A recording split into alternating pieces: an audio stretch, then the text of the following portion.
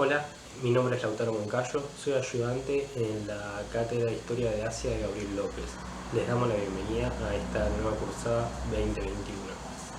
En el presente video les hablaré de lo que serían las vacunas del COVID contra el COVID-19, la geopolítica que se utiliza con las mismas y su relación con Asia. En primer lugar, la fabricación de las vacunas estuvo en manos de los países occidentales, como el acceso a ella y la acumulación de la misma. Pero todo esto empezó a cambiar desde que la valoración de la Sputnik subió y también desde que el incumplimiento por parte de las grandes farmacéuticas para entregar la producción de las vacunas fomentó la demanda por otras vacunas alternativas, como también la política de poder donar vacunas. En primer lugar, podríamos decir que se realizó una carrera por a ver quién llegaba a producir primero la vacuna, y ahora estaríamos transitando una etapa en la cual se busca ver quién logra producirla, distribuirla y administrarla. Quien logre esto será quien gane el juego en la geopolítica internacional. Las patentes, mientras tanto, siguen siendo de carácter privado, porque quien logre vacunar primero a su población va a salir primero más rápido de la crisis económica. La fabricación de la vacuna es un hecho es un hecho de prestigio internacional e influencia, que sirve para incrementar la presencia de los países menos pudientes que se ven obligados a comprarlas o a recibirlas.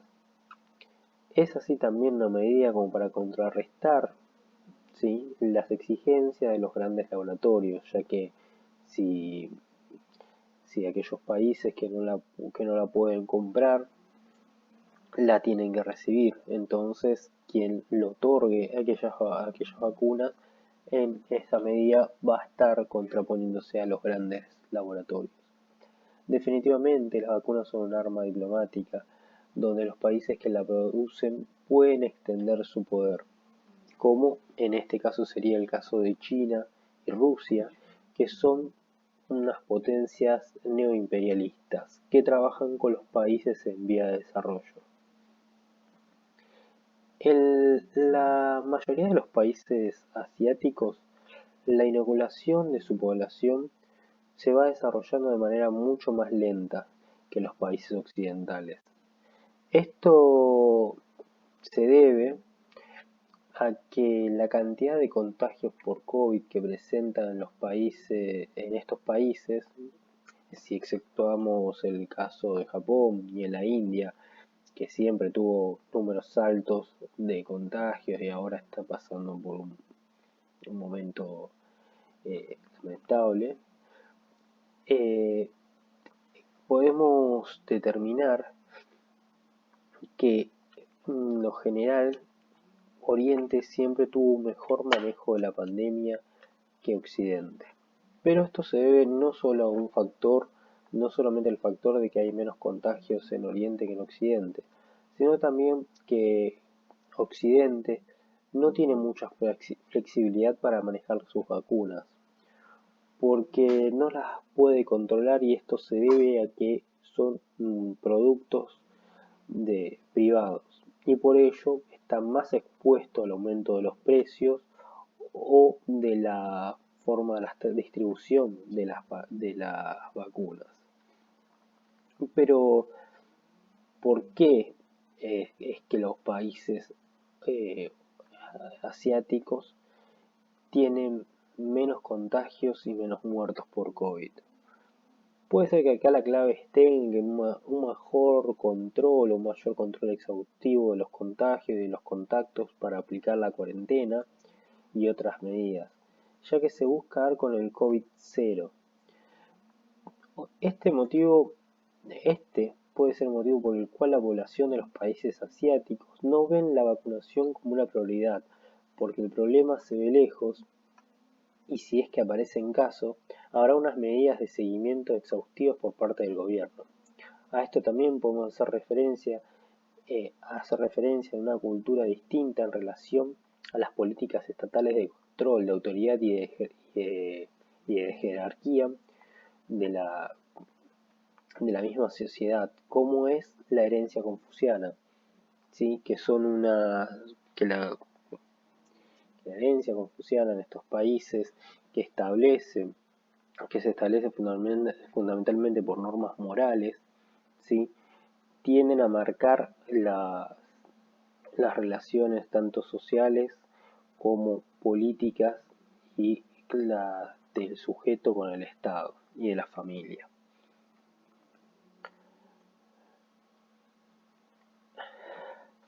COVAX es una, una OMS que está destinado a donar vacunas a los países más pobres y necesitados. Grandes países productores son los que se comprometen a donar vacunas para poder entregarlo a dichos países. Un caso de ello sería la India. En la India actualmente se encuentra atravesando por el peor momento una crisis sanitaria desde un comienzo de la pandemia, con más de 400.000 contagios por día, por una cantidad de muertos que supera los 3.000, aunque estas cifras van cambiando momento a momento y seguramente en el momento en que yo esté haciendo este video estos números queden obsoletos. India está en la segunda posición, o en este momento no, en la primera posición, superando a Estados Unidos por la cantidad de contagios. Y esto en parte se debe por la nueva cepa de doble mutación. India era uno de los principales exportadores de la vacuna AstraZeneca, como también uno de los principales países que la produce. Esto se debió a que los problemas en la producción de la vacuna en los países como Bélgica o los Países Bajos han hecho que naciones ricas inviertan en la India para su producción y dependan a su vez de la producción que hace la India, en la cual la empresa encargada de producir las dosis de la vacuna lleva una producción diaria de casi 2,5 millones de dosis. Esta alianza entre Oxford y Serum, el instituto que encargado de producir en la India AstraZeneca, ha dado como resultado la vacuna más barata del mundo con un coste de únicamente de $2. Al ser India uno de los principales productores y exportadores de esta vacuna, ha buscado ejercer su influencia en los países del sur de Asia, como puede ser el caso de Nepal, Bangladesh, Birmania, las Islas Maldivas, Afganistán, Sri Lanka, y sobre todo en este último, que representa un país clave debido a que la India busca extender su influencia para lograr concesiones en el puerto de Colombo, para hacer frente a la creciente influencia china, que es su gran rival de la región. Sri Lanka es un pequeño país que se encuentra al sur, insular, y es un paso fundamental para la nueva ruta de la seda de este siglo XXI.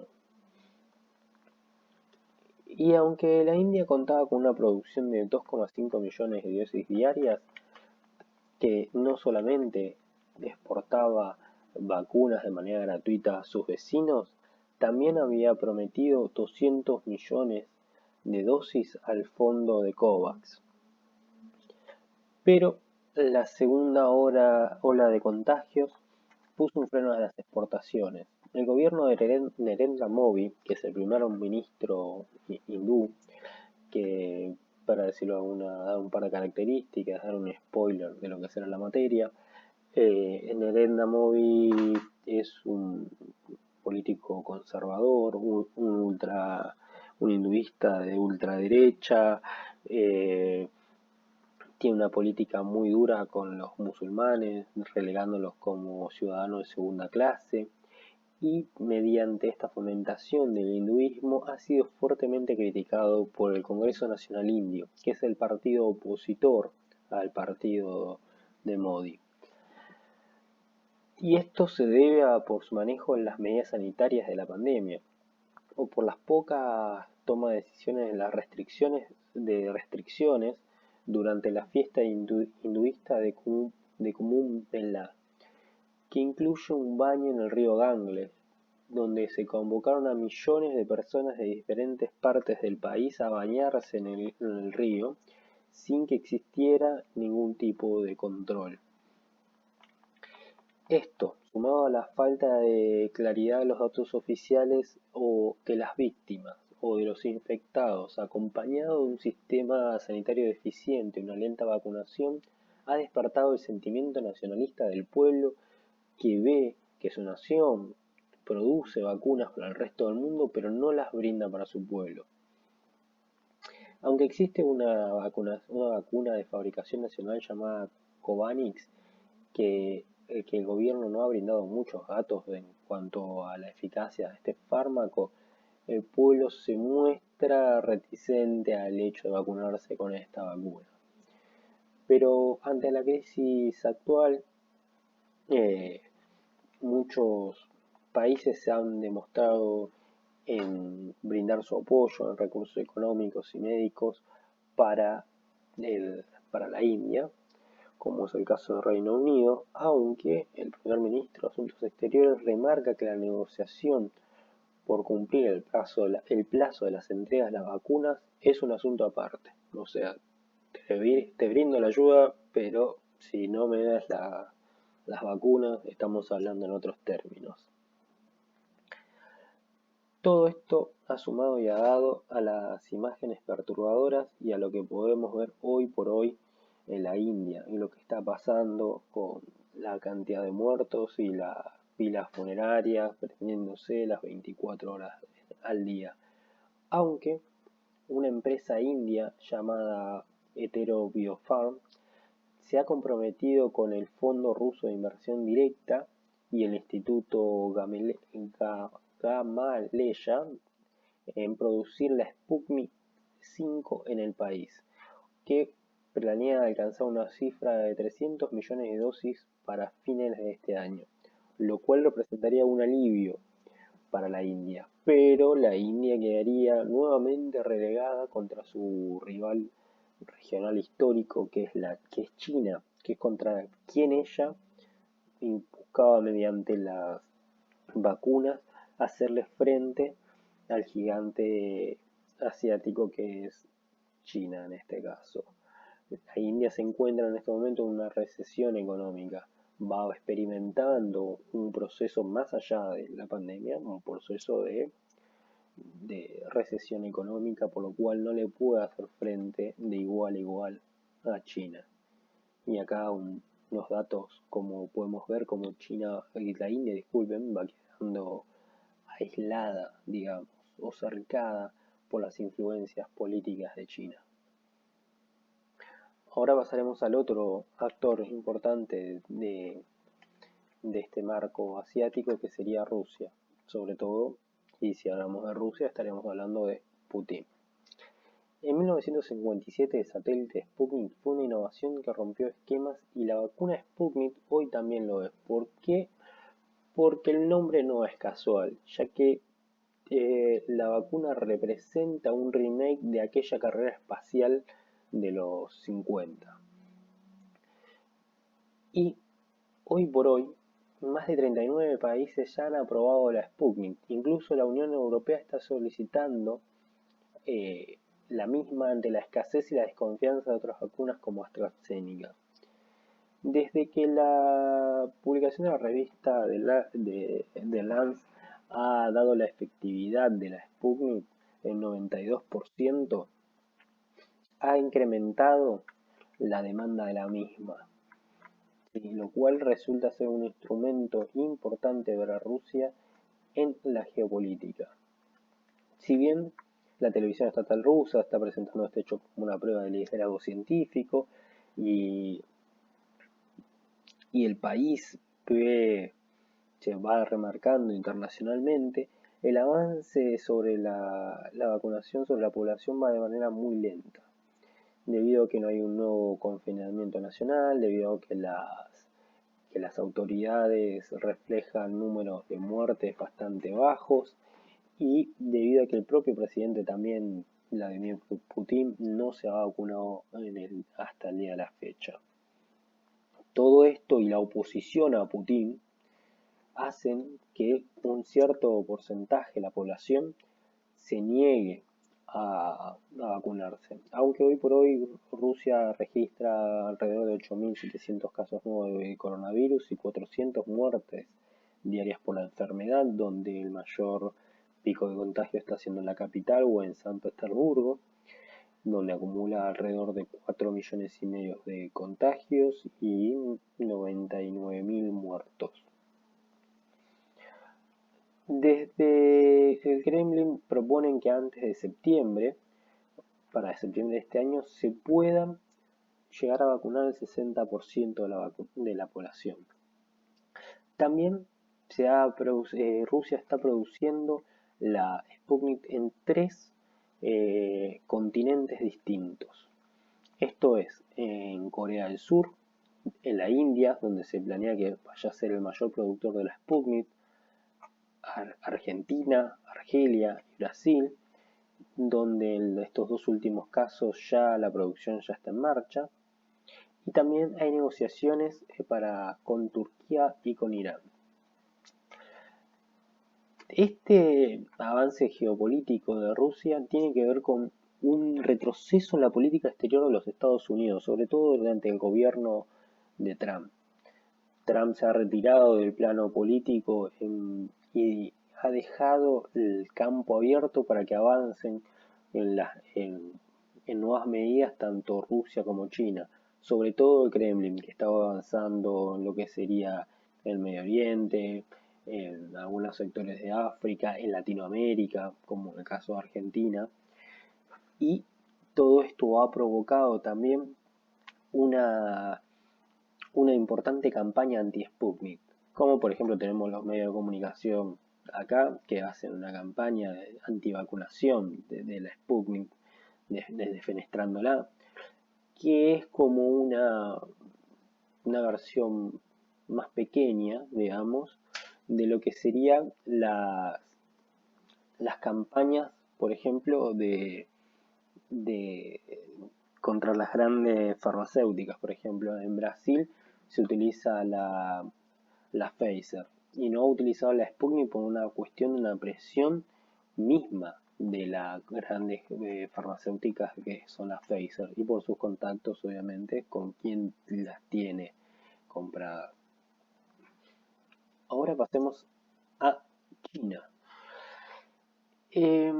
Cabe destacar que desde el inicio de la pandemia podría haber sido para China representar un panorama muy malo para las relaciones diplomáticas internacionales. Pero se debe destacar que China ha sabido dar la vuelta a este panorama ya que demostró su eficacia para contener la epidemia en el país y también para brindar ayuda económica y donación de vacunas como ha realizado en el transcurso de la pandemia. Aunque China ha desarrollado varias vacunas, apenas ha inoculado al país. Pero ante la celebración del aniversario número 100 de la creación del Partido Comunista Chino, el gobierno de Xi Jinping propuso como meta vacunar a 500.000 millones de habitantes, lo cual es un número que representa un enorme desafío en cuanto a logística, distribución y vacunación, porque no solo se trata de una cantidad de dosis, sino también se trata de disponer de una cantidad de agujas, de jeringas, de recipientes y llevarlos para toda la población. Pero bueno, después de todo estamos hablando de China, un país que ha demostrado que con un gobierno centralizado y un aparato burocrático fuerte puede lograr el milagro chino. Este megaproyecto de vacunación significa que se debe dejar de exportar vacunas a otros países, incluyendo a esos países en la que China estaba tejiendo sus redes de influencias políticas. Un caso como este sería el de Bután, un pequeño país que juega un un papel clave en la geopolítica entre China e India, donde ambos países se disputan por brindar ayuda mediante donaciones de vacunas. Otro sería Sri Lanka, donde Nueva Delhi había hecho arreglos con la venta de 500.000 dosis de vacunas al gobierno de Sri Lanka y se había comprometido este último en comprarle 18 millones de vacunas más a la India, lo cual en Nueva Delhi se celebró como una victoria diplomática, pero, todo cambió desde que Pekín le entregó 200.000 dosis al país y la promesa de que vendrían más vacunas. Ante este giro, el gobierno de Sri Lanka ha decidido seguir la construcción del puerto de Colombo solo, expulsando a la India y evidentemente cediendo ante la influencia de China.